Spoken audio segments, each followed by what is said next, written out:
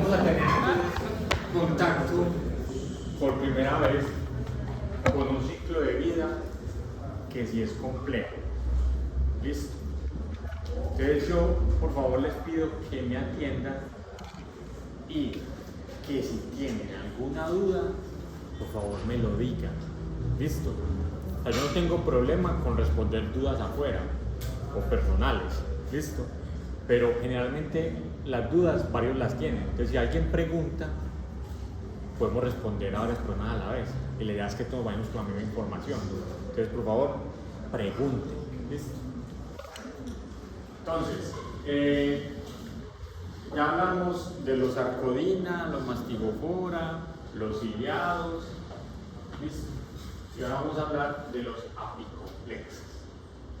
Los apicomplexos. Vamos a hablar únicamente hoy de apicomplexas intestinales. Hay dos apicomplexas que son más famosos. Está toxoplasma, ¿listo? Que es extraintestinal. Y está plasmodium, que plasmodium es el agente causante de la malaria. ¿Listo? Eso es apicomplexo, también muy famoso. De los que le hablan yo en ese momento es menos famoso. ¿Listo? Estos son los Taylor Swift. Yo voy a hablar de la Paola Jara de parásitos. ¿Listo? No porque voy a escribir.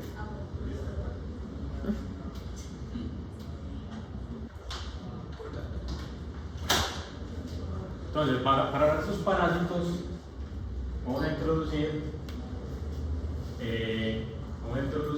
nuevos nombres. Entonces, yo lo voy a anotar en el tablero. Porque veníamos todo el tiempo con la dinámica de trofozoito, quiste, trofozoito, quiste. Y lo más difícil era cuando no había quiste, entonces nada más era trofozoito. ¿Listo? Ahora vamos a hablar de más estructuras. Entonces, vamos desmenuzando todo. Yo aquí voy a dibujar el ciclo de vida de Cryptosporina. ¿Listo? Y ese me va a resumir el ciclo de vida de Ciclospora, me va a resumir el ciclo de vida de Citospora y nos va a dar una base fuerte para los ciclos de vida de Plasmodium y de Toxoplasma. ¿Listo? Porque como todas son apicomplexas, tienen formas y estructuras similares. Entonces arranquemos. Entonces primero, apicomplexa. ¿Por qué se llaman apicomplexa? En algunos libros son como apicomplejos. Y el peor. ¿Cómo? ¿Por qué? Tienen complejos apicales. ¿Qué es un complejo apical?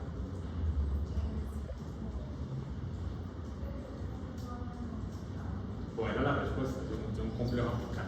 Entonces dibujemos una apicomplexa. ¿Listo? Generalmente como una forma piriforme. Bien.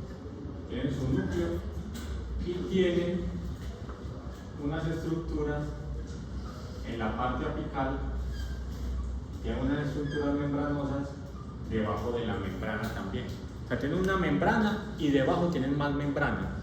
Ya vamos a hablar por qué. Pero lo importante es la parte apical. La parte apical tiene diferentes organelas conocidas como róptrias, gránulos densos y micronemas. ¿Listo?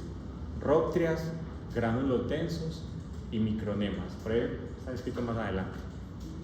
Son importantes porque como son parásitos intracelulares obligados, ellos lo que tienen que hacer es invadir otra célula. ¿Listo?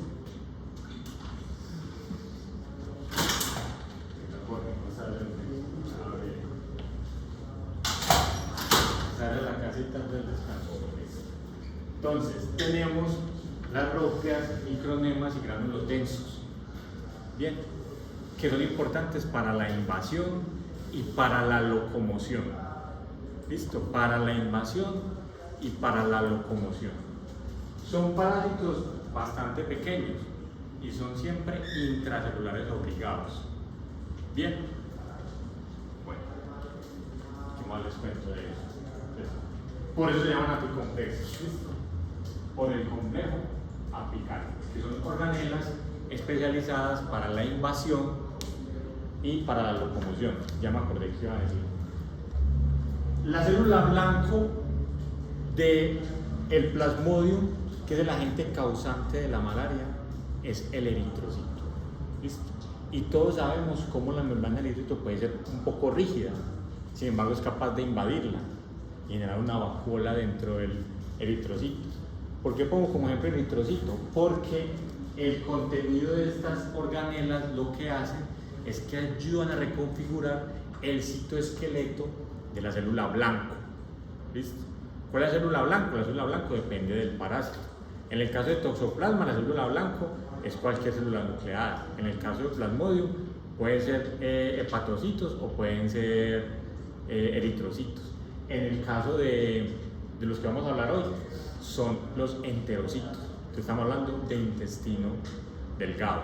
Bien, hábitat intestino delgado. No confundir célula blanco con células blancas. ¿Listo? Todos sabemos que es una célula blanca, ¿cierto? Estamos hablando de leucocitos. Bien, bueno.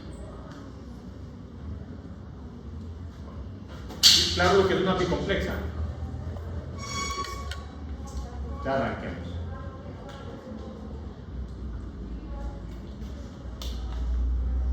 En los apicomplexas no hablamos de quistes, y es muy importante la terminología. ¿Listo? Hablamos de oquistes. ¿Listo? Hablamos de quistes, sino de ooquistes. Les pregunto a ustedes, ¿cuál es la diferencia entre un ooquiste y un quiste? Las dos O's al principio. ¿Sí, sí o no? ¿Qué quiere decir esto? O. ¿Cómo? ¿Por qué dices que es una forma de reproducción sexual? Como de osito, ¿sí o no? Es una O, ustedes ya saben, 2 años ya saben un montón de cosas. Ooquiste o osito. Se llama ooquiste porque viene de una reproducción sexual. ¿Listo? Se llama ooquiste porque viene de una reproducción sexual. Entonces estamos hablando acá de que este parásito tiene reproducción sexual. Eso es una ventaja evolutiva, porque si vos tenés reproducción sexual, quiere decir que vos podés combinar material genético y generar una variabilidad más alta, que simplemente lo hago por fisión binaria. Cuando yo me digo por fisión binaria, la variabilidad génica va a estar dada por el rango el ratio de equivocación o error se cometa la polimerasa cuando haga el DNA. Listo. En cambio, cuando yo hago reproducción sexual, hago recombinación. Entonces, puede haber más variabilidad genética. Ooquiste. La primera estructura es el ooquiste. ¿Qué es un ooquiste? Un ooquiste es una estructura de resistencia, ¿listo?, redonda o ovalada, de resistencia, y dentro del ooquiste voy a encontrar unas células. ¿Listo?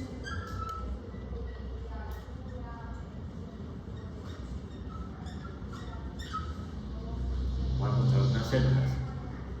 ¿Qué ven ustedes de estas células aquí que les pinté? Que son células que se corresponden, ¿verdad?, a células que son apicomplejas. ¿Por qué? Porque tienen estructuras en la parte apical. Estas células que se encuentran dentro del ooquiste se llaman esporozoides.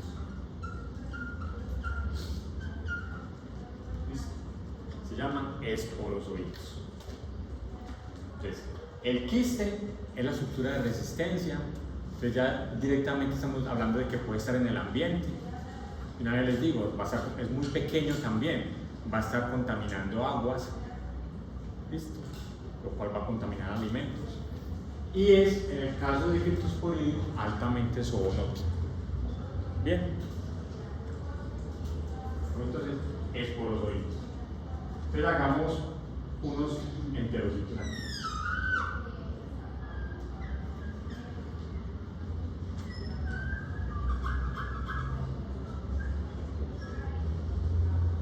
Entonces, yo consumo el logoquiste. ¿Listo?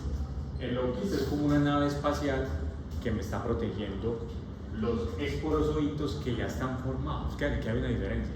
Yo les contaba en los otros quistes que hay como formas intermedias. ¿Listo? Estaba la ameba metaquística, estaba el esquizoíto. En este caso, estas células ya están listas para invadir. Tienen que estar listas. Entonces, en este caso, el logoquiste es más como una nave espacial que está transportando ahí a los esporozoitos. ¿Listo? Entonces, se rompe el logoquiste. Cuando llega al estómago, los ácidos del estómago van a romper el logoquiste y va a dar la salida a los esporozoitos. ¿Listo? En el caso de Cryptosporidium, el logoquiste tiene adentro 4 esporozoitos.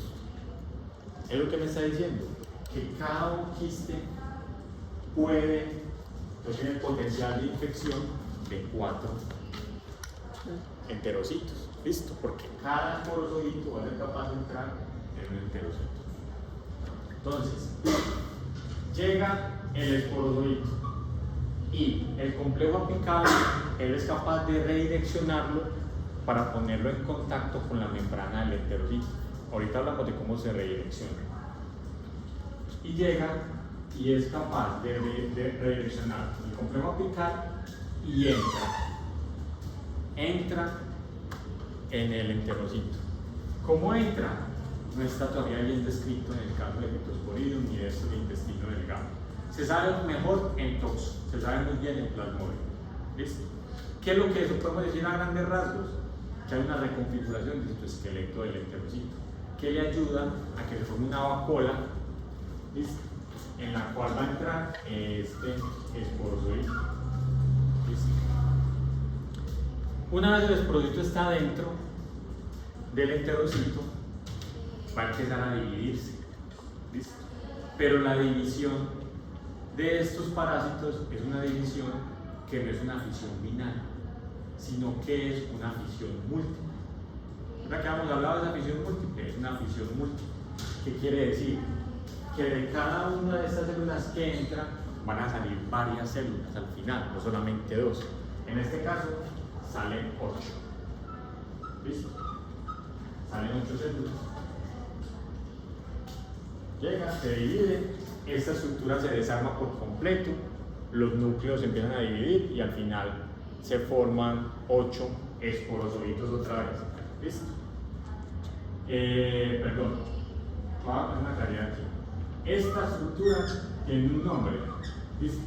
Una vez está adentro, tiene un nombre que lo pueden ver al microscopio. Se llama un esquizonte. ¿Listo? Yo tengo otra forma. Esquizonte.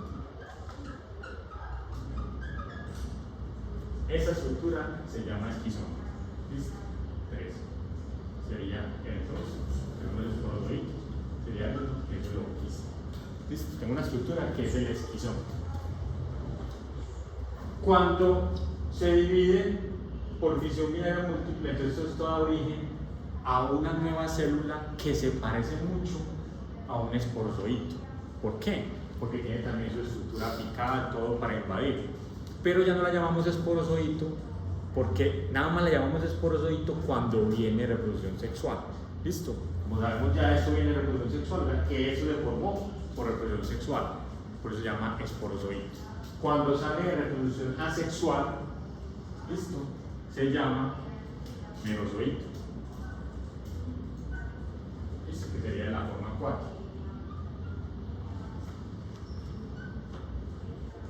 Sería el merozoito. Entonces, entra Al enterocito. No entra el enterocito. Sí, entra el enterocito y Forma el esquizonte. El esquizonte vuelve y sale. No, el esquizonte es una estructura en la cual se genera la fisión binaria múltiple. Sí, Ajá. pero entonces el merozoito es dentro del enterocito. No. Dentro del enterocito. Sí. Bueno, el merozoito está dentro. Se está formando, ¿listo? Se está formando. Se está formando el merozoito y cuando ya se forman los 8 merozoitos, ¿esto qué va a hacer? Va a romper la célula. ¿listo? Y va a salir ese merozoito otra vez a la luz intestinal. ¿Listo? Es muy parecido a quién? Al esporozoito. Es muy parecido porque es una estructura así, que tiene su forma apical. ¿Por qué? Porque ella va a invadir más células. ¿Listo? ¿Qué le pasa a esa célula que se rompe? Pues se muere. ¿Listo? Y si esta célula se muere, eso quiere decir que va a empezar a pasar lo que pasa cuando las células de Giardia matan también los enterocitos. ¿Listo? Va a empezar a tener salida de cloro porque se rompen estas uniones de acá. Eso es muy controlado, se unen, se rompen esas uniones, sale el cloro y empieza a tener diarrea. ¿Listo? Eso está pasando ¿dónde? En el intestino delgado. Yo les estoy dando el ejemplo con un solo ooquiste. Recuerden que esto está pasando muchas veces. Son muchos ooquistes con los cuales me puedo enfermar. Y esos ooquistes van a tener cada uno 4 esporozoitos, entonces se puede expandir muy rápido la infección. ¿Listo? Sale el merozoito. ¿Listo? Sale el merozoito. ¿Y qué va a hacer este merozoito? ¿Ustedes qué creen? Va a infectar otra célula. ¿Listo? Va a infectar otra célula. ¿Y qué va a hacer? Va a hacer más merozoitos. ¿Listo? Y eso sigue pasando todo el tiempo y se amplifica la infección. También hace fusión múltiple. ¿Listo? También el merozoito hace fusión múltiple. El merozoito sigue haciendo más esquizontes.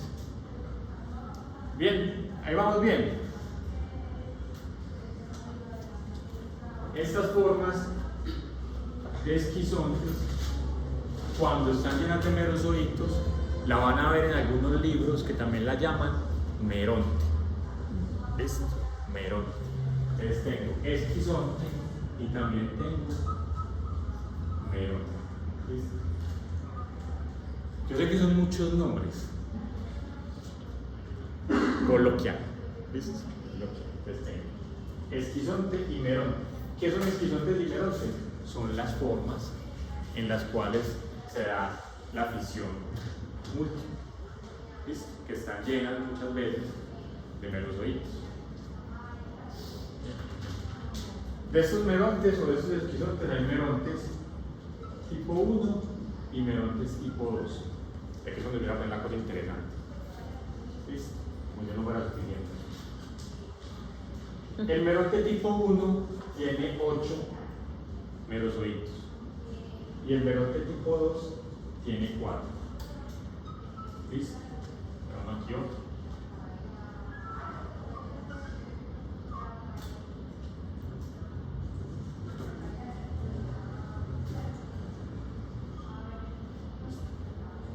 El meronte tipo 2 tiene 4 y el meronte tipo 1 tiene 8. ¿De qué depende que se forme un meronte tipo 1 o meronte tipo 2? No se sabe. Ya no se sabe cuál es el desencadenante. Lo que sí podemos decir es que el meronte tipo 2, al tener menos merozoitos, quiere decir que cada merozoito tiene más material genético. Tiene el doble de material genético. ¿Por qué? Porque se está preparando para un proceso de meiosis. Entonces ya aquí, ¿qué es lo que va a arrancar? Una fase sexual. ¿Listo? Los merozoitos que vienen de un meronte tipo 2 están codificados para hacer una nueva estructura, una nueva célula. ¿Listo? Esta nueva célula se llama ¿cómo? Se llama gamón. Entonces tenemos que lo que es esquizonte, meronte o gamonte es que tiene como algo adentro. ¿Listo? ¿Qué tiene el gamonte adentro? Gametocitos. Bien. Y yo aquí ya voy a parar porque lo de los gametocitos puede complejizar mucho la cosa. ¿Listo? Pero ahora debemos la rápidamente. Entonces, de estos merontes tipo 2, ¿listo? Estos merontes tipo 2 con 4 merozoitos. Estos merozoitos pueden dar origen, ¿listo? ¿A qué? A los gamontes. Y los gamontes hay de dos tipos, hay macrogamontes y hay microgamontes. Bien. Se puede formar un macrogamonte o se puede formar un microgamonte. ¿Listo? Lo que sigue de ahí en adelante es un poco complejo, y aunque se tiene estudiado, yo creo que no es lo importante que nosotros nos lo aprendamos al detalle.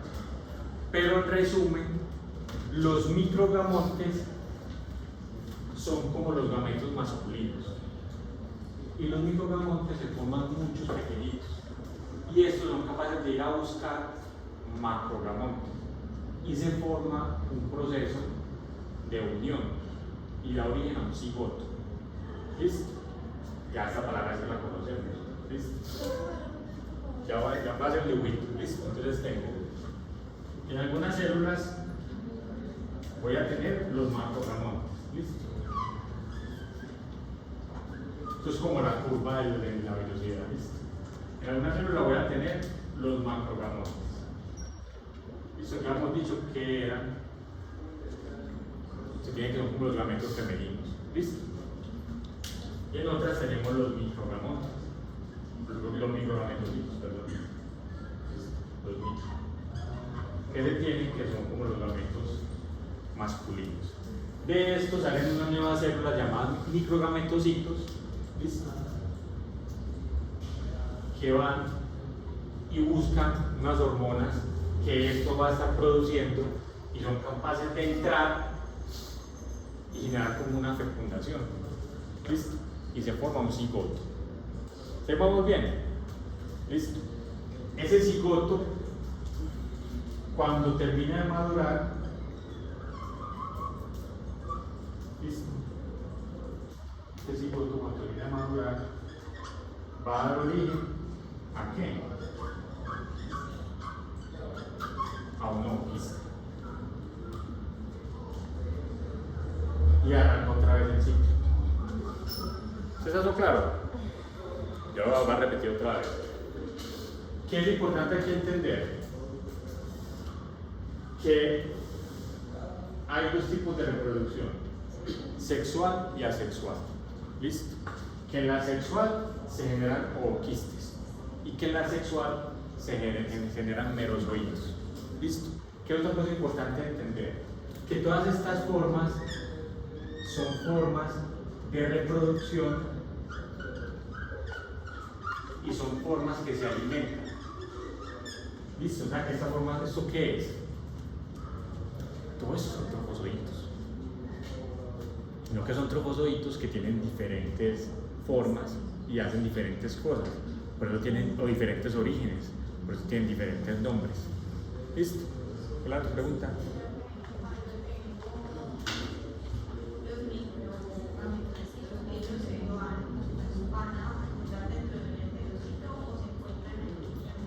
Sale, generalmente siempre sale. El que se queda es el macrogamonte. ¿Listo? Y el macrogamonte, el macrogametocito se queda dentro de la célula. ¿Listo? Los micros salen a buscar esos gamontes. Y el cigoto se forma dentro del enterocito. ¿Listo? El cigoto se forma dentro. Y el cigoto, una vez termina su proceso de maduración, da origen ¿a qué? A los ooquistes. Y los ooquistes tienen adentro esporozoides. ¿Está eso bien? ¿Está claro? ¿Les gustaría que lo repitiera otra vez? Sí. Entonces, tenemos estructuras nuevas. ¿Listo? Tenemos ooquistes, esporozoitos, esquizontes, merontes, merozoitos, gamontes, gametocitos. ¿Listo? Esas son todas las estructuras nuevas que tenemos. ¿Cuál es la estructura de resistencia? El hito del empate, hermano. ¿Cuál es la estructura de resistencia? El ooquiste, que se llama ooquiste porque viene de una reproducción sexual o ovocito. ¿Listo? ¿Y todo esto qué son? Son diferentes tipos de trofozoitos. ¿Por qué? Porque se alimentan y porque se dividen. Sabes que la división es diferente. Una división por fisión múltiple, en lugar de por fisión final. ¿Listo? Bueno. Entonces, por ejemplo, usted va a encontrar en los libros que esas fisiones múltiples, cuando forman esquizontes, los llaman esquizogonia. Cuando forman merontes, los llaman merogonia. ¿Listo? Pues simplemente la división.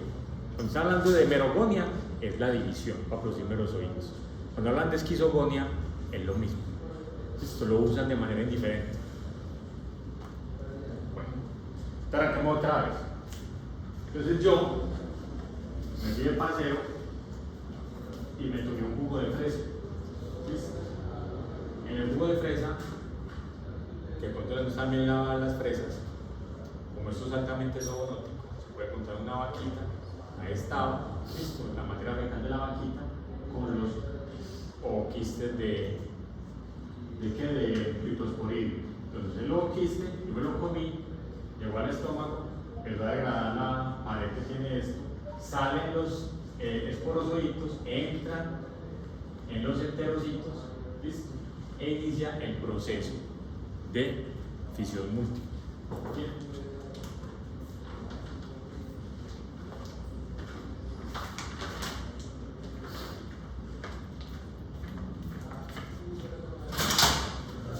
Buenos días. El profesor Juan va a estar con ustedes el próximo jueves. ¿Listo? Arrancamos otra vez. Entonces, tengo los ooquistes, salen los esporozoitos, entran en el enterocito, empieza la fisión múltiple que da origen a merozoitos. ¿Listo? Esa estructura que se puede llamar meronte, y hay dos tipos de meronte: meronte tipo 1 y meronte tipo 2. Estos merontes van a dar origen a nuevos merozoitos. No se sabe en qué momento estos merozoitos dejan de producir merontes con 4 merozoitos y empiezan a producir merontes con 8 merozoitos, pero empiezan a producir merontes con 4 merozoitos. ¿Listo? Estos merozoitos están codificados de forma distinta y lo que hacen es que van a producir gamontes. Hay dos tipos de gamontes: gamontes masculinos, gamontes femeninos. Macrogamonte masculino, macrogamonte femenino, microgamonte masculino. ¿Listo? Los microgamontes generalmente dan origen a células pequeñitas llamadas microgametocitos, que salen de esos enterocitos a buscar células con macrogamontes. ¿Para qué? Para generar una especie de fecundación. Se da la fecundación, se forma el cigoto, y una vez el cigoto se termina de desarrollar, se forma ¿qué? Un ooquiste. ¿Listo? El ooquiste que tiene adentro esporozoitos. Entonces los esporozoitos son claramente producto de una reproducción sexual. Entonces así las formas se parezcan morfológicamente entre merozoito y esporozoito, su origen es distinto. El merozoito viene de una fisión múltiple asexual, mientras que el esporozoito viene de una fisión múltiple sexual. ¿Listo? Ahí vamos bien. ¿Seguro? Solo me puede infectar con los ooquistes. Solo me puede infectar con los ooquistes. ¿Listo? Solo me puede infectar con los ooquistes. Yo creo que esto ya está claro. Ahorita lo vamos a ver otra vez en las diapositivas. ¿Listo? Bueno.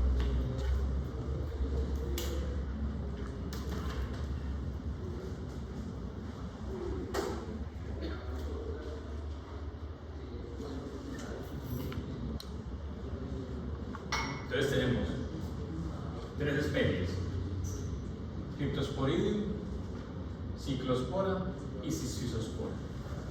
¿Listo? Estas son las 3 más comunes en nuestro medio. En la misma encuesta esta nacional, en Cryptosporidium teníamos una prevalencia del 0.5% en la región nacional, y en la región andina del 0.7%. Entonces, como pueden ver, es una pareja bastante baja. Esto es especialmente grave en personas inmunosuprimidas. Este parásito, Cryptosporidium, es un parásito que es un oportunista. ¿Listo? Y se puede agravar mucho en pacientes que se encuentran en una fase SIDA. Es un paciente con VIH, tenga un conteo de CD4 menor a 200, creo que es. ¿Listo? Ya estaría entonces entrando en fase SIDA y es especialmente susceptible a esos parásitos. Hábitat: intestino delgado. Entonces, hablemos de las formas. Los ooquistes. ¿Qué es un ooquiste? Una forma de resistencia que adentro tiene esporozoitos. ¿Listo?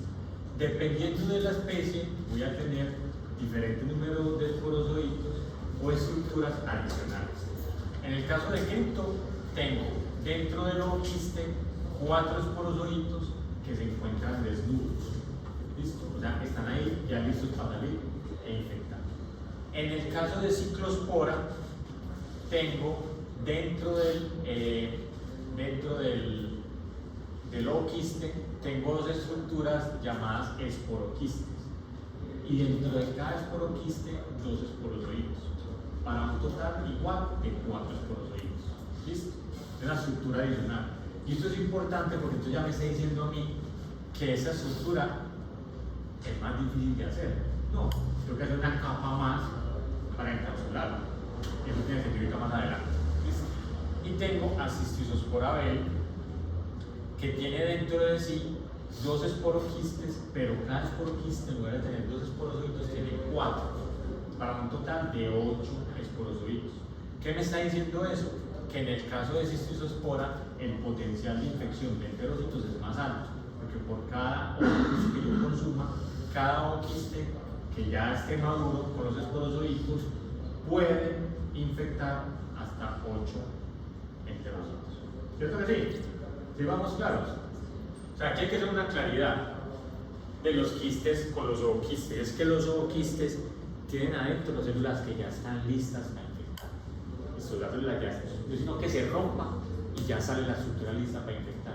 En la otra, el proceso de desenquistamiento empezaba a dar origen a las células que van a salir de ahí. Listo, a las amebas o a las yardias. Y eso tomaba un tiempo y había un desarrollo. En este caso ya están listas. ¿Listo?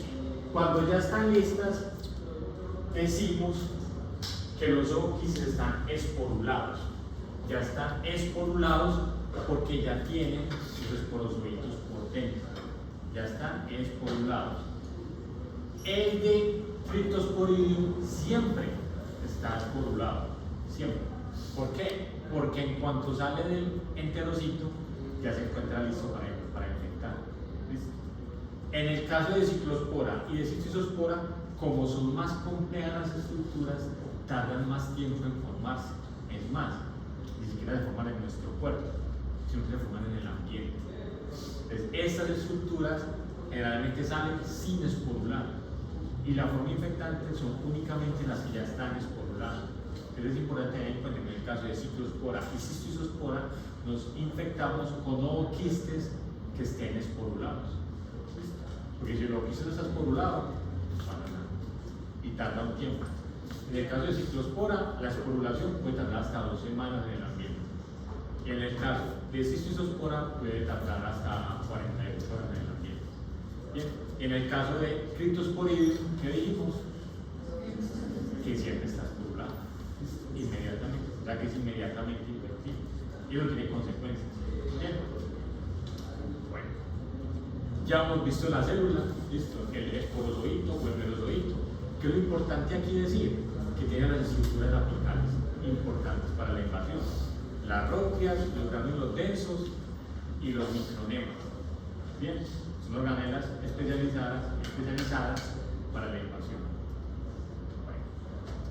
Les había comentado también que debajo de la membrana tienen otra membrana. ¿Listo? ¿Eso qué quiere decir? Que son organismos que tienen unos complejos membranosos que son bastante particulares. Si ustedes ven esto, hasta el momento, yo les digo, eso va en bar, o sea que se mueve. ¿Sí o no? ¿Cómo se mueve? Yo no he hablado de cefalópodos, ni he hablado de cilios, ni he hablado de flagelos. Se mueve por gliding, como dije yo, como he dicho ayer, se mueve por gliding. ¿Qué es el gliding? El gliding es un movimiento que está basado en proteínas. En proteínas de adhesión, y cuando se unen, cuando usan las proteínas para adherirse, se va moviendo, se va deslizando. Ya vamos a ver entonces. Hagan de cuenta que esto es una célula, ya sea un merozoito o un esporozoito. Esa sería la parte apical de la célula. Y acá tenemos los micronemas, que son esas organelas. Esos micronemas tienen dentro de sí proteínas llamadas adhesinas. Esas adhesinas son bastante particulares porque se pueden adherir de manera diferente a muchas cosas, inclusive hasta el vidrio. ¿Listo? Si ustedes ven el vidrio, ustedes creen que es una superficie completamente plana, pero en realidad son cristales de sílice que están ahí con estructuras que están con átomos de oxígeno que están ahí como puestos hacia la superficie. ¿Listo? Esas adhesinas son capaces de reconocer cualquiera de esas cosas y se pegan a eso. ¿Listo? Entonces la adhesina es una proteína que se pega de manera específica a casi cualquier cosa. Ustedes ven acá, las cabezas de las adhesinas están, que está membranal, y una parte de la membrana está pues mirando hacia el soma del parásito, y hay otra que es donde está como tal la parte de la adhesina que está mirando hacia adentro de la organela. Cuando la organela se fusiona con la membrana exterior, ¿qué va a pasar? Que la parte de la adhesina que mira hacia adentro de la organela va a quedar mirando hacia dónde? Hacia afuera, exactamente, hacia afuera. Entonces la adhesina va a quedar en la superficie del parásito. Esa adhesina se va a complejar con actina y se va a complejar también con miosina. Cuando digo ustedes actina y miosina, ¿de qué estoy hablando? De proteínas que se encuentran en el músculo, ¿sí o no? Esas son mediadas por calcio, ya lo sabemos. ¿Listo? Entonces, se une la adhesina, se une con la actina, se une con la miosina y formamos un complejo molecular que lo llamamos el glaiosoma. El soma de cuerpo y glai de deslizarse en inglés. ¿Listo? Glai. Este complejo es lo que llamamos el glaiosoma, que está compuesto por las adhesinas, por la actina, por la miosina y por otras proteínas del complejo. Por eso es que no sabían cómo se movía. ¿Listo? Porque no se ve a simple vista. Es un movimiento molecular. Entonces, eso está en la superficie del parásito y se pega a lo que sea que esté por fuera. ¿Listo? Y esta parte del glaiosoma está unido ¿a dónde? A las membranas internas del parásito.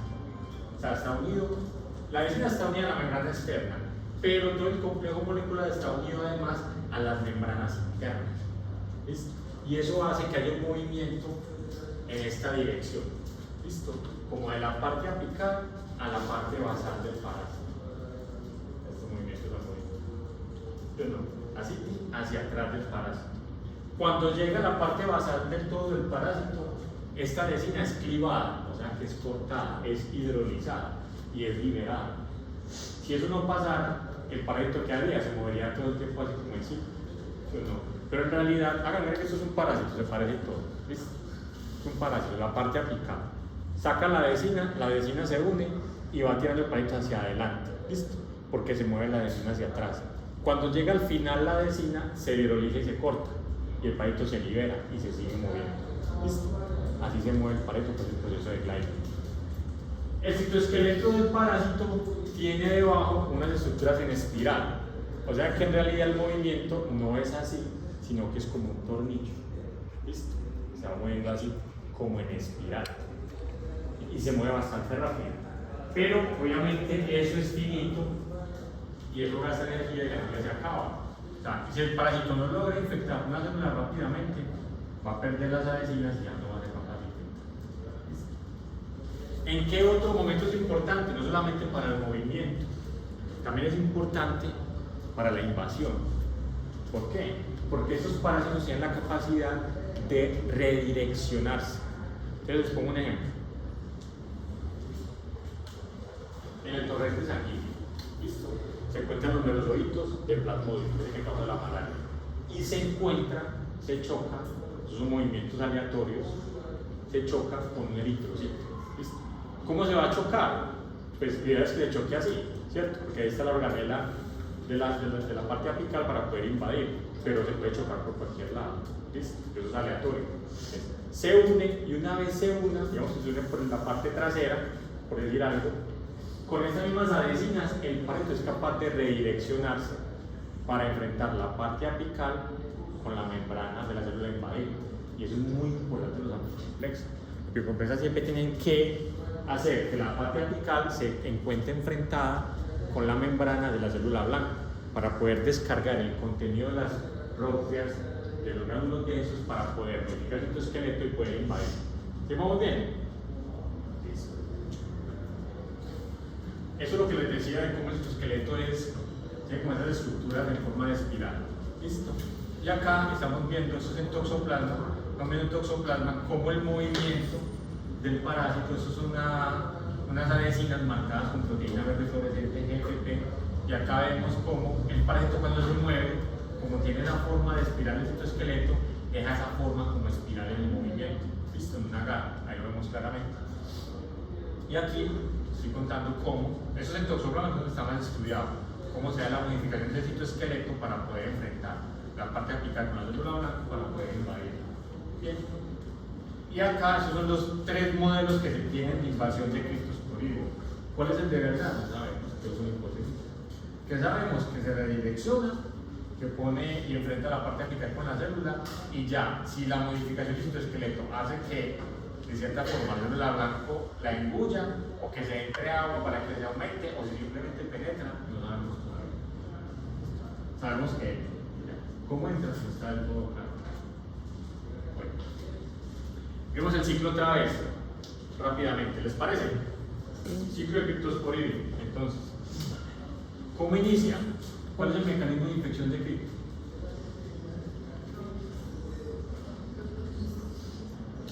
¿Cómo? Consumir ooquistes. No, el consumo, o sea, consumo de ooquistes o consumo de alimentos contaminados con ooquistes. Esporulados. Sí. En el caso de Crypto siempre están esporulados. Entra el ooquiste, llega al estómago, se empieza a dañar la pared del ooquiste, salen que los esporozoides. El esporozoito llega, entra en el enterocito, se forma entonces el meronte, listo. El meronte puede ser tipo 1, ese meronte tipo 1 da origen a 8 merozoitos, el merozoito sigue este ciclo, y en algún punto, no sabemos bien por qué, después de varios ciclos, se va a dar el origen al meronte tipo 2. ¿Listo? Los merozoitos del meronte tipo 2 son diferentes y van a dar origen a un macrogamonte y a un microgamonte. ¿Listo? Como pueden ver en este ciclo, en este artículo también no ubiquen todo lo que pasa acá, porque es que lo que pasa acá es una clase de posgrado de varias horas, es bastante complejo. ¿Listo? Pero al final lo que sucede es que esto se junta y se forma un cigoto. Y el cigoto da origen ¿a qué? A los ooquistes. En el caso de Crypto hay dos tipos de ooquistes. Hay ooquistes de pared delgada y hay ooquistes de pared gruesa. ¿Cuál es la consecuencia de eso? La consecuencia es que los ooquistes de pared delgada se pueden romper ahí mismo en el intestino, otra vez. O sea que tendría yo la infección, un mecanismo de autoinfección por otros esporozoitos, como ya están recombinados, son un poquito diferentes a los que primero me infectaron. ¿Listo? Entonces hay un proceso de autoinfección por los ooquistes de pared delgada. Se tiene estimado que entre el 20 y el 30% de los ooquistes que se producen son de pared delgada. ¿Listo? El resto son de pared gruesa. Los de pared gruesa, ¿qué hacen? Van a salir en la materia fecal, lo contaminando. ¿Listo? Y están esporulados, ¿sí? Porque directamente cuando salen ya están esporulados. Bien. ¿Cuál es la consecuencia de esto? Lo que vamos a hablar ahorita ya. Que yo empiezo a matar muchas células del intestino delgado, no se alcanza a regenerar con suficiente velocidad. Encima yo tengo un paciente que está inmunosuprimido, generalmente esto se autorresuelve, nosotros controlamos esto, nos da la diarrea, pero lo recuperamos. En un paciente que está inmunosuprimido no se recupera, y esto se puede cronificar con las consecuencias que ya vimos en Yacha. ¿Listo? En algunos casos inclusive, en pacientes inmunosuprimidos, se puede tener inclusive invasión de órganos extraintestinales. ¿Listo? Ya pacientes muy graves y puede ocasionar la muerte. Bien. ¿En cuánto tiempo cambia de tipo 1 a tipo 2? Es que eso no está bien. Y entonces durante ese periodo la persona no puede infectar a nadie. No, porque no va a estar produciendo ooquistes. ¿Listo? O sea, hay unos reportes que dicen que son 48 horas, otros que dicen que son 5 ciclos de meronte tipo 1, pero eso es que no está bien establecido. Porque también de Cryptosporidium tenemos diferentes especies, porque es muy zoonótico y se comportan de manera diferente. El profe Juan hizo un estudio muy bacano de criptos de diferentes partes del mundo y se dio cuenta que los criptos que tenemos acá son diferentes a los criptos que tienen en Europa. Eso se comportan de manera distinta. Yo creo que por eso está como difícil el establecimiento del comportamiento de este parásito. Bueno, ya esto lo sabemos. Listo. Con respecto a la biología, complejo es apical, tenemos que es complejo apical, metabolismo anaerobio, tiene una manera de alimentación que se forma en la interfaz entre la vacuola y la célula que está invadiendo y por ahí se alimenta con un parásito. ¿Listo? Entonces sabe bien de qué está hecha la pared del ovoquiste y es el único apicomplejo de mitocondria. En el caso de cripto es el más pequeño, es muy pequeño. ¿Listo? Y no tiene mitocondria, nosotros sí tienen mitocondria. En el caso del genoma tiene un genoma sumamente reducido, un genoma que nada más tiene 9.1 megabases y que solamente codifica para 3.800 proteínas. O sea, es un parásito que está muy acostumbrado a ser parásito y tiene un montón de metabolismo que ya no va a implementar la célula que invade. ¿Listo? Está claro pues por la reducción del genoma. Esas son todas las especies que encontramos. ¿Listo? Tenemos diferentes especies, muy común en humanos, tenemos el hominis y tenemos el parvo. ¿Listo? Muy común en humanos. Si yo quiero saber qué especie es, ¿qué puedo hacer yo? ¿Cómo? Secuenciar, sí. Amplificar y secuenciar. Tengo que hacer estudios de DNA. ¿Por qué cree usted que es importante que yo sepa qué especie es? ¿Cómo?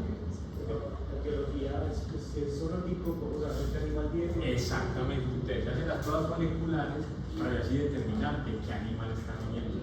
¿Listo? ¿De dónde me estoy enfermando? ¿Cuál es la fuente de infección? Hay unos que son de comportamiento un poco más antropológico. Por ejemplo, el homini se pensaba que solamente era de humanos, que están humanos y en otros primates. ¿Listo? Mientras que el parvo exactamente son dos.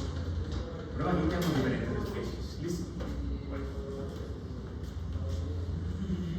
Bueno, ya de la patogenia ya hablamos, ya sabemos cómo causa el daño. ¿Listo?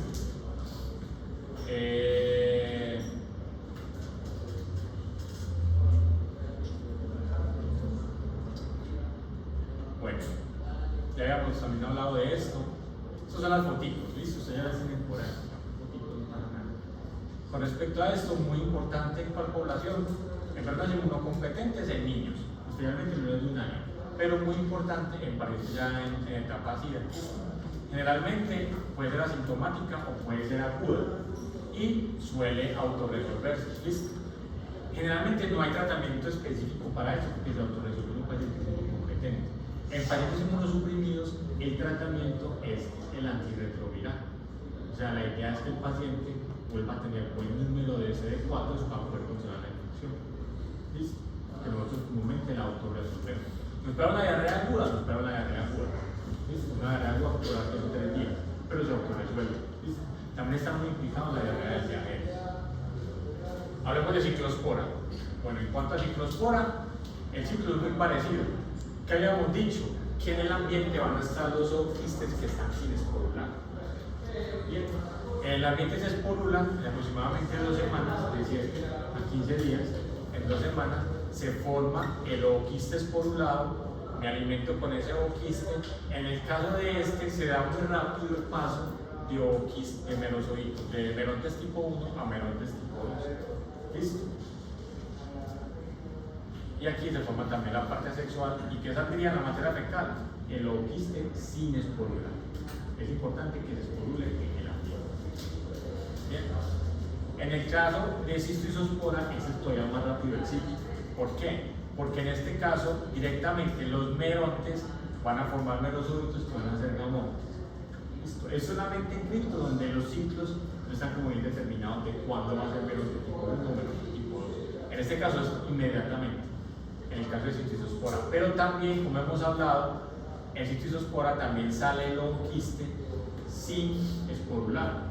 Y tiene que esporularse en el ambiente. Este todavía es más complejo. Recuerden que este tiene 2 esporoquistes, cada esporoquiste con 4 esporos vivos. Sin embargo, este se esporula más rápido, esporula nada más en 24 o 48 horas. ¿Listo? ¿Queda claro eso, Silvio? Yo sé que son esas palabras nuevas, pues, pero...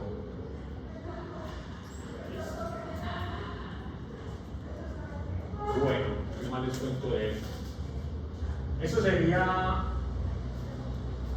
cuando están sin esporular, van a encontrar por ahí que también lo llaman esporoblastos. Esporoblastos porque no están diferenciados. Bien. Ese sería el caso de cistoisospora. Y en cistoisospora recordemos que tenemos 2 esporoquistes con 4 esporos oídos. Es muy importante una cosa en los apicomplexas, y es que si ustedes ven las formas de resistencia, ¿cuál creen ustedes que es la más pequeña? ¿Cuál? El de cripto es la más pequeña y en realidad es extremadamente pequeña. Entonces cripto también puede, digamos, pasar los filtros que se usan para el tratamiento de aguas, también es muy importante en la transmisión hídrica, ¿listo? Pero es muy pequeño y no lo podemos ver en el microscopio, ¿listo? De hecho, cripto no lo podemos ver bien en el microscopio de lo pequeño que es, razón por la cual se hace necesario hacer tinciones para poder observar, ¿listo? ¿Qué tinción hago? Hago una tinción parecida a la que hago con las micobacterias, ¿listo? Los ooquistes de estos parásitos son ooquistes que se pueden teñir, desteñir, ¿listo? Y después teñir al fondo, como con las micobacterias, ¿listo? Entonces yo cojo la materia fecal, la fijo, le pongo un colorante rojo, todo se pinta de rojo. Después le pongo un ácido, todo se despinta, menos los ooquistes que quedaron pintados de rojo. Y después pongo un contraste azul o verde, entonces todo se pinta de verde, menos los ooquistes que quedaron pintados de rojo, y con el contraste azul o verde los logro ver. ¿Listo? Ustedes ya saben eso, que es muy parecido a lo que hacen en las micobacterias para poder observarlas. ¿Listo? La tinción de estos países se llama Sinn-Nielsen. Se llama Sinn-Nielsen, la tinción de Sinn-Nielsen que se usa para observar estos parásitos. ¿Listo? Ya hemos hablado de esto también en Giardia. ¿Cuál es la consecuencia de si esto se vuelve crónico? Se va a tener un aplanamiento en las vellosidades, con la patogenia que ya hemos dicho, que es muy parecida a la de Giardia. Bien. Entonces, a ver, en cuanto a los inmunocompetentes, ¿qué va a tener? Malestar general, fiebre, ¿listo? La diarrea que va a ser acuosa por el intestino delgado, está muy relacionado en el caso de ciclospora con la diarrea del viajero, ¿listo? En inmunocomprometidos, como siempre, todo es de mayor gravedad, la diarrea puede cronificar, puede ser persistente y en algunos casos ya muy graves podemos tener entonces inclusive cuadros extraintestinales. Bien. ¿Cómo lo diagnostico? Ya hemos dicho, son muy pequeños. Hago una coloración, que es la coloración de Sinn-Nielsen, y como los reporto, se observan ooquistes de cripto, de ciclospora o de cistizospora. ¿Listo? También es muy recomendable hacer siempre el coprológico directo y por concentración. Aunque cripto no se ve por el coprológico como ciclospora y cistizospora son un poco más grandes, esto sí se ve en el coprológico. Pero obviamente yo que voy a ver las formas que no están esporuladas. Que sale la materia fecal, no están esporuladas. ¿Listo? Eso lo tenemos claro. Bien. Pregunta control. ¿En cuál de los siguientes apicomplexas no es necesaria la maduración del ooquiste del ambiente? ¿En ciclospora? No. ¿En cistizospora? No. ¿En isospora? ¿Quién es isospora? ¿Cuál? ¿No lo hemos visto? Isosporas, como se llamaba antes, isospora. Pero si lo encuentran por ahí, ¿cómo isosporas es este mito? ¿Listo? Entonces, isosporas, isospora. ¿En cuál entonces? En cripto. ¿Listo? ¿Por qué? Porque están los ooquistes directamente esporulados.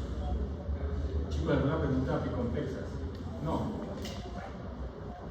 Vamos a ver el último parásito y terminamos. ¿Listo? Ya vimos esto, ya vimos esto, ya vimos esto, ya vimos esto. ¿Listo? Solamente falta esto. Blastocistis, que ustedes quedaron de leer esto. Que no lo vieron ni nada. Bueno. Bien.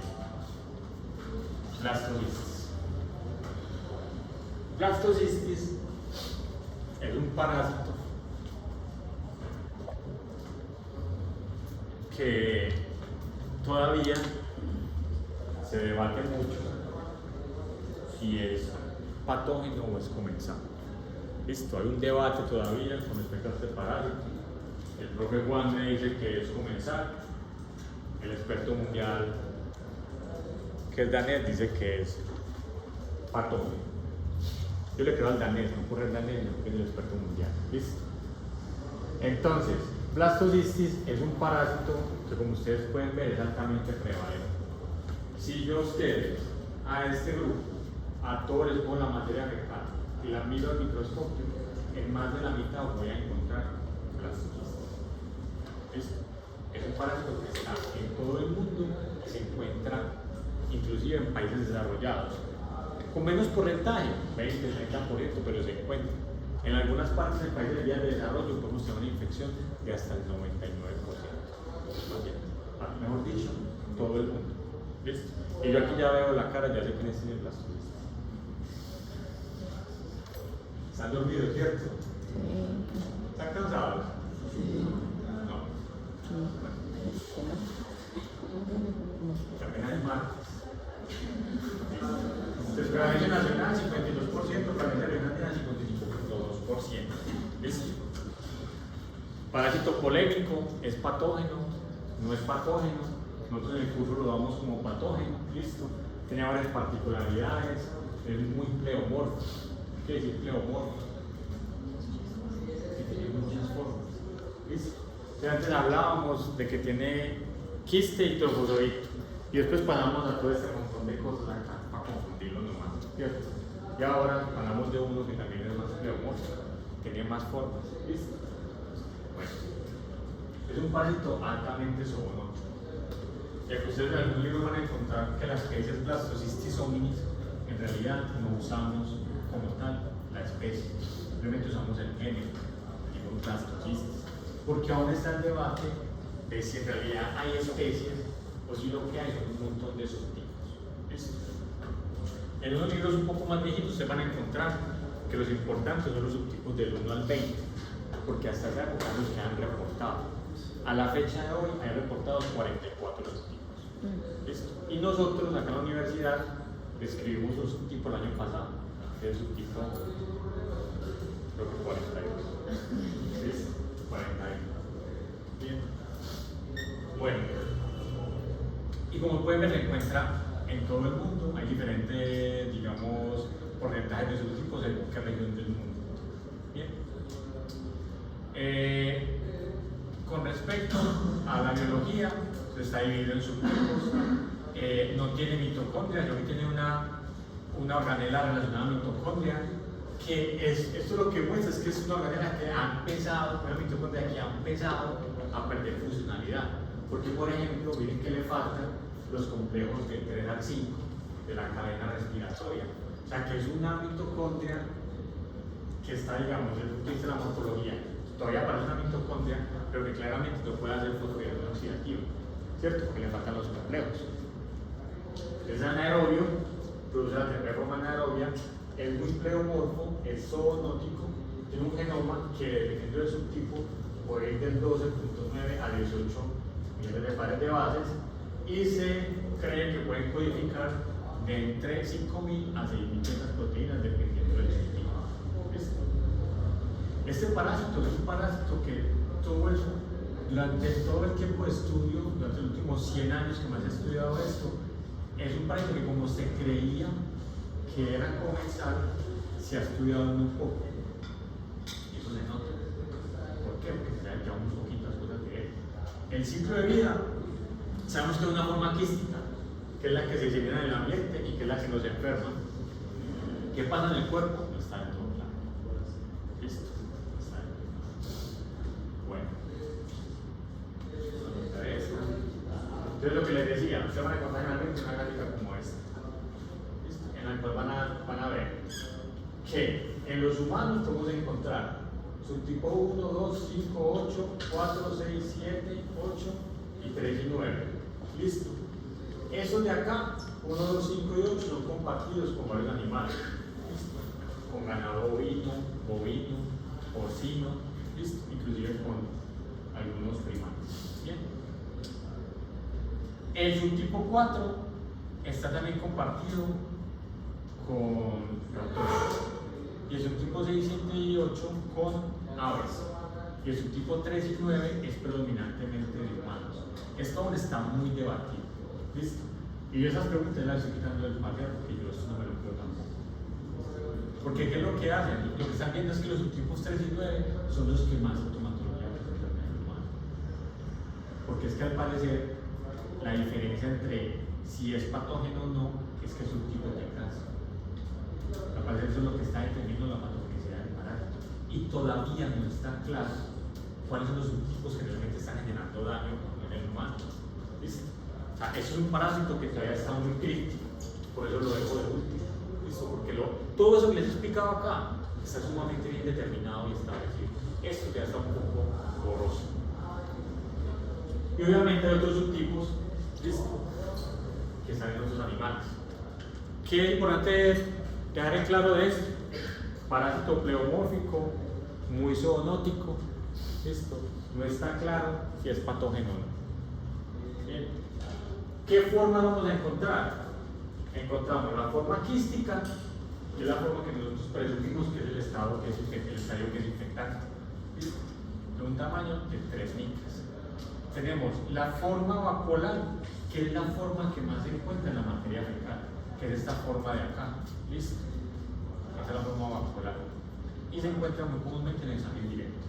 Tenemos la forma granular, que es esta de acá. Esta forma granular se encuentra mucho en los cultivos. Cuando hacemos cultivo de blastocisis, que acá en el laboratorio hacemos, vemos sobre todo la forma granular.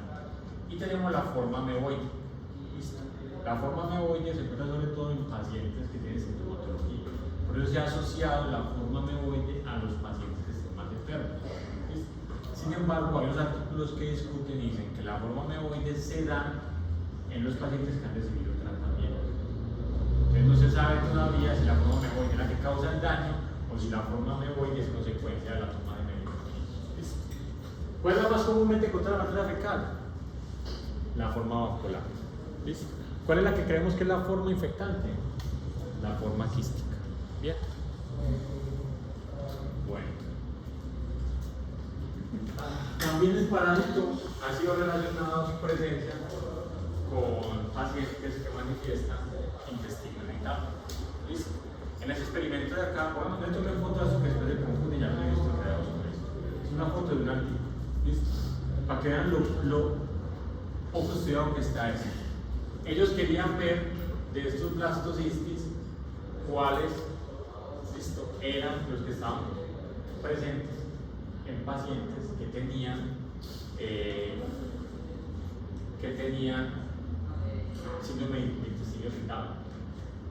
Y encontraron que los blastocistis del E al F, o sea este y este, ¿listo?, que tenían la pared más rugosa, eran los que estaban relacionados. Mañana fue la conclusión. ¿Listo?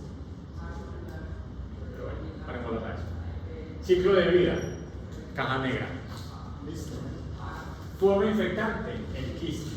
Sale en la materia fecal, puede infectarnos a nosotros o puede infectar a otros animales, porque la sangre puede ser solo. ¿Qué pasa adentro? ¿El intestino grueso se genera daño? No sabemos. Puede ser las 3 formas. Puede ser la forma meoide, puede ser la forma granular, puede ser la forma vacuolar. ¿Cuál es la más comúnmente observada? La vacuolar. ¿Listo?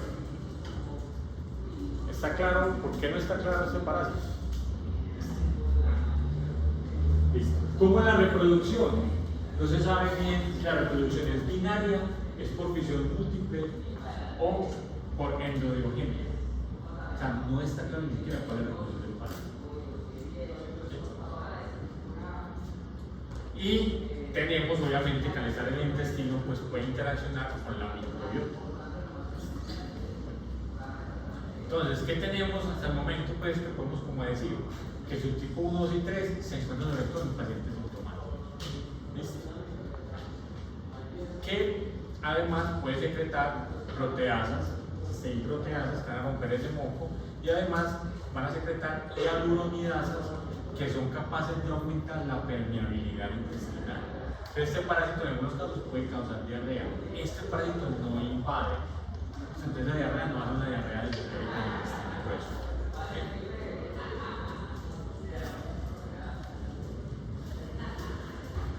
Manifestaciones intestinales: dolor, distensión abdominal y mucha flatulencia, lo que llamamos meteorismo.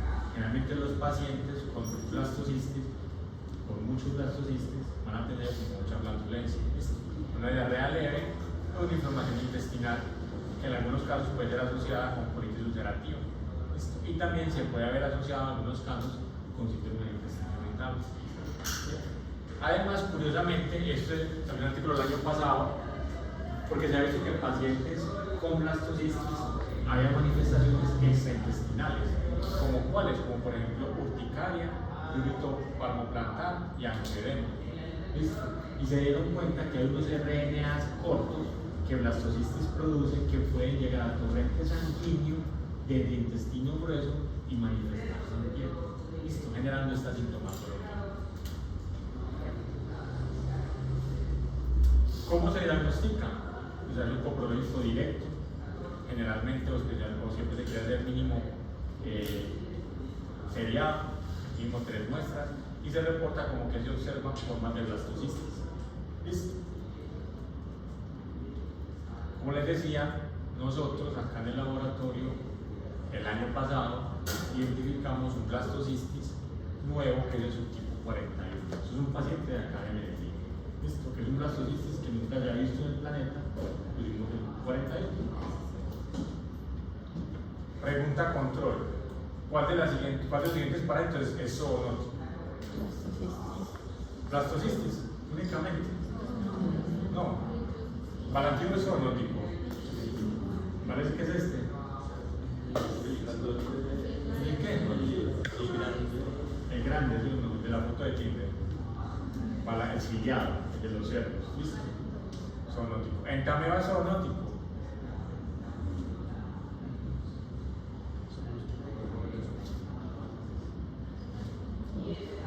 Diego, zoonótico no.